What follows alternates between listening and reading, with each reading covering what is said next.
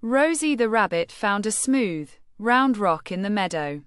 "I wonder how far it can roll," she thought, giving it a nudge. The rock wobbled, then rolled downhill. Rosie gasped and hopped after it. The rock bounced over a log. Boing! Rosie leaped over the log, landing softly. The rock kept rolling, picking up speed. It zipped past a puddle, making tiny ripples. Rosie splashed through the puddle, giggling. She chased the rock as it spun wildly on the grass. It rolled toward a patch of tall flowers. Rosie wiggled through, her fluffy ears brushing the petals. The rock popped out on the other side, still rolling. Rosie jumped, landing right behind it.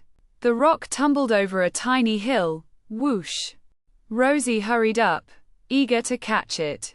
She reached out, almost, but the rock slipped away. Now it was heading toward a big oak tree. Rosie took a deep breath and leaped as high as she could. She landed just in time, stopping the rock with her paws.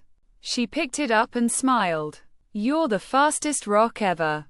Rosie placed the rock in her favorite spot by the flowers. And every day after, she gave it a tiny push, just for fun. Because sometimes, the best adventures start with a simple roll.